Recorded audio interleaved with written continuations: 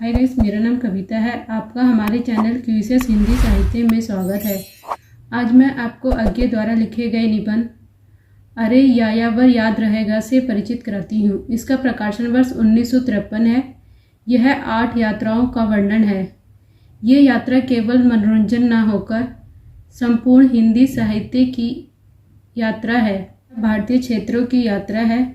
लेखक इस निबंध में केवल स्थल की जानकारी नहीं देते, अपितु उनसे जुड़े मानव इतिहास व संस्कृति पर भी उनकी आंखें बराबर रहती हैं। उनकी यात्रा की सबसे खास बात यही है कि पाठक को लगेगा कि वह उनके साथ साथ पहाड़, झील, नाव आदि में घूम रहे हैं, वहाँ के स्थानीय लोगों से बात कर रहे हैं। आज़ादी से पहले पंजाब के विभाजन की बढ़ती मांग का आंखों देखी हाल मिलता है। इस लेखक अपने एक लेख में टूरिस्ट यात्रियों को भी जिम्मेदारी का बोध कराते हैं। वह कहते हैं कि माना पहाड़ी जनजाति टूरिस्ट यात्री के अनुसार विकसित नहीं है, मगर विकृत है। भेद केवल वस्तु का नहीं, दृष्टिकोण का है। उनकी यात्रा में पर्यावरण, साहित्य व इतिहास का वर्णन मिलता है।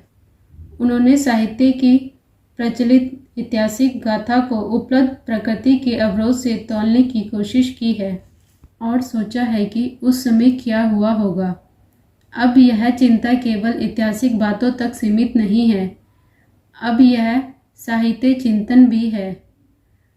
वह कहते हैं कि एक दिन वह था जब कविता लोगों के दिलों तक उतर जाती थी फक्कड़ की वाणी से, और आज हमारा समय है कि अब कविता लोक हृदय के पास भी नहीं भटकती।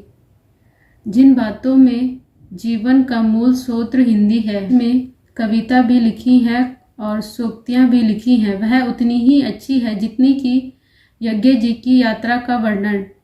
गाइस, आपको यह यात्रा कैसी लगी? अगर अच्छी लगे तो लाइक और शेयर करिएगा। Thank you.